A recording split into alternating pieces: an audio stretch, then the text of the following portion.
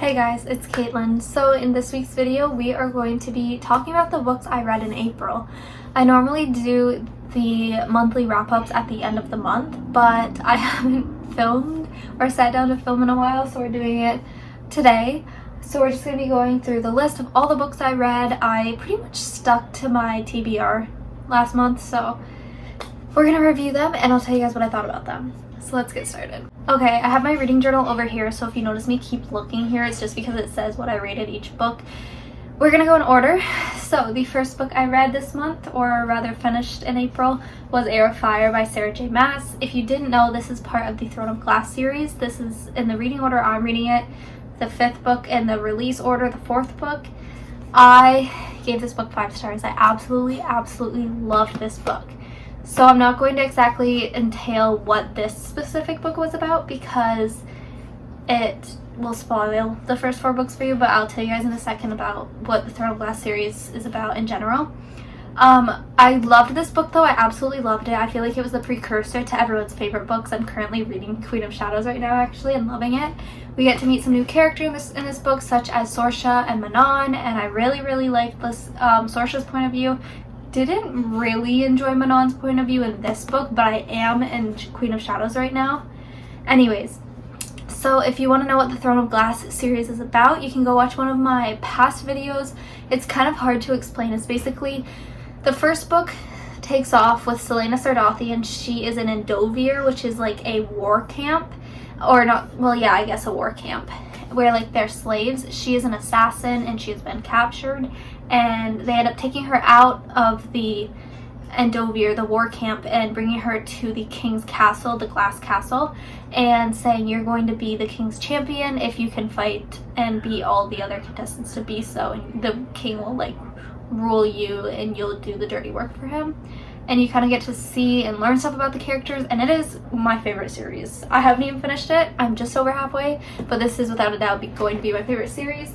Once again, I rated this book 5 stars. I really liked it, and I can admit I'm thoroughly enjoying Queen of Shadows right now. Before we get into the next book, I wanted to mention, if you watched my April TBR, which was I chose lots of books that I had been like avoiding on my shelf, so lots of these books were that, not this next one, but it was mainly all of those books. I did pretty much stick to my TBR, however the next book was not on my TBR, but that is The Inmate by Freida McFadden. I'm a really big Freida McFadden stan.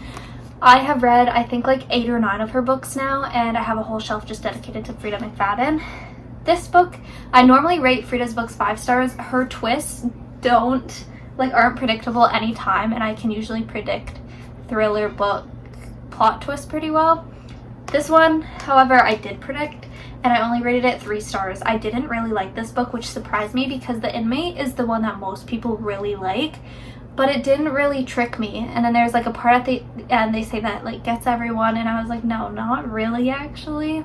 This book basically carries on Brooke Sullivan. She has a son and she's a nurse, and she got a job at a prison. Now this is not a spoiler. She's broken the rules working at this prison as the nurse because her husband or her baby daddy is an inmate at the prison, and they meet, and that's all I'm saying. I didn't really like this book. It kept me hooked. All of her books keep me hooked, but I kind of get my rating for thriller books based off of if the plot twist got me or not, and this one didn't. So I rated this book 3 stars.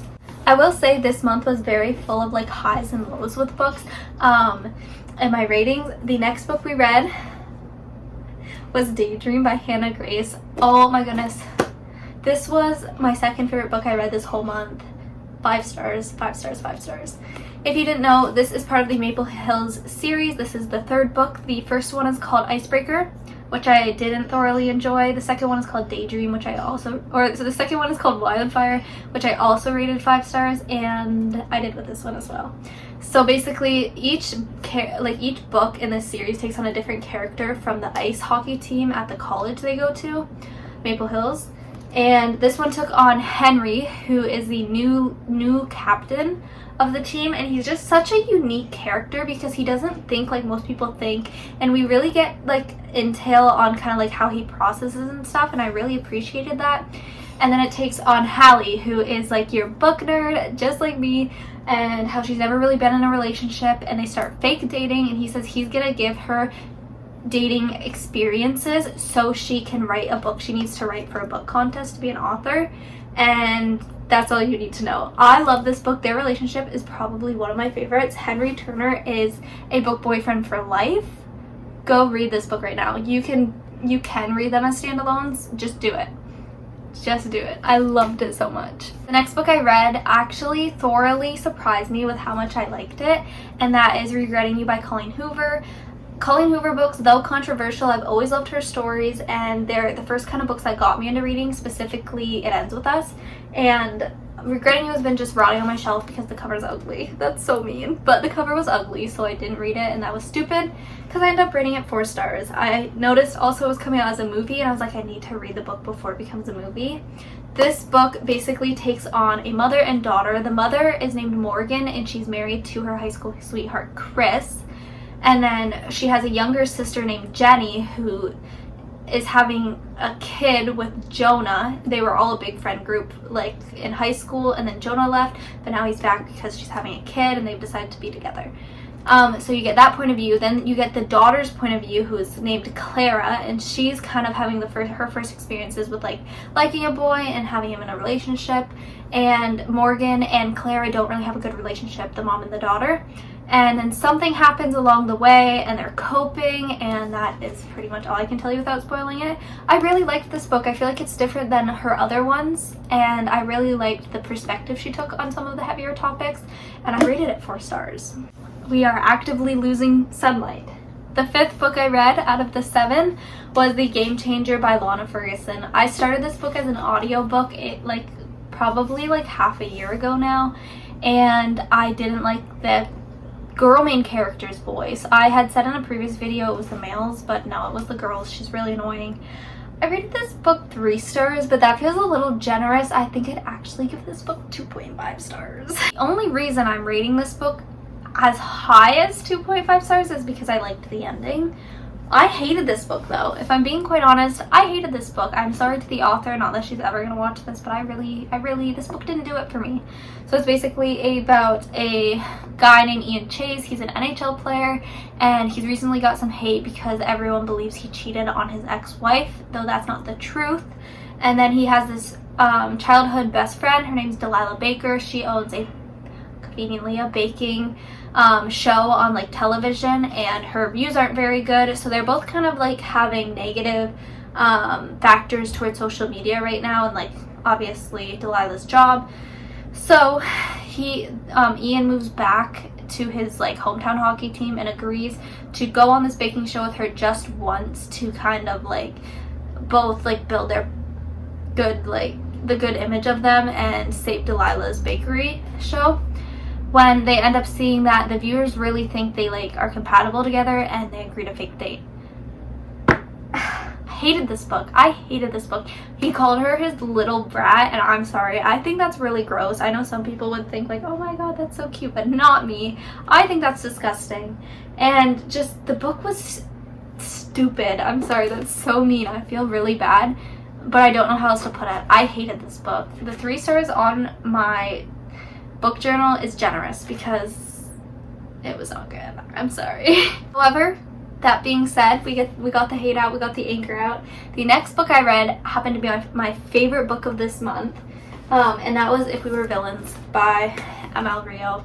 This isn't my normal type of book genre, but I'm currently in grade 12 English class, which is heavily focused on literature, and I've kind of been liking the literary fiction books a bit more, and this book really did it for me. 5 stars. So this book takes on Oliver, our main character.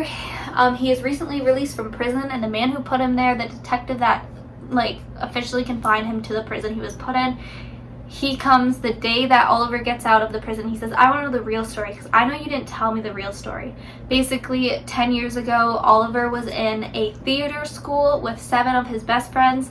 Something went down and he took the blame for it. And you basically get to see how everything went down and experience the heartbreak, the trauma they went through, all through Shakespeare kind of. This book had amazing quotes. I really loved it. It ended heartbreakingly. It literally like almost made me cry. And I recommend this book to everyone. No matter what type of genre you like, you will like this book. I absolutely love this book. It's probably going to be one of my top 10 this whole year. So go read it. Funny story, I read this. This was the last book I read in the month. I accidentally did it as if it was the second last. This was the last book. But before I read If We Were Villains, I actually read These Violent Delights by Chloe Gong. I'm really proud that I read this book because this was one of the first books I got. Like alongside It Ends With Us. Like this was one of the first books I purchased because it sounded really good. I just never read it. But I decided to dedicate it as my English book for my English class to read in class. And I ended up rating it 4.25 stars. I loved this book. So this book is basically a Romeo and Juliet type retelling, except it's set in Shanghai and it's with Roma and Juliet, which they are both heirs to different mafia gangs in Shanghai. So I thought that was really cool. And they absolutely hate each other. However, we do find out pretty early on in the book, this isn't a spoiler, Roma and Juliet used to date, but something happened and they hate each other now. But you can still tell they have feelings for each other, and something is going down in Shanghai. There's a monster that they don't know how to stop and is killing people. So they secretly agree to work together to try and stop the madness.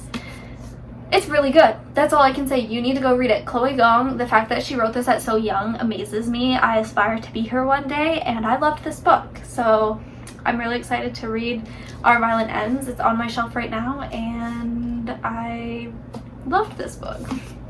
Okay, and with that, that is all 7 books I read in April. April was a really good reading month, and I was really happy to get some books read on my shelf that have been literally like rotting on my shelf because I haven't read them after having them for so long.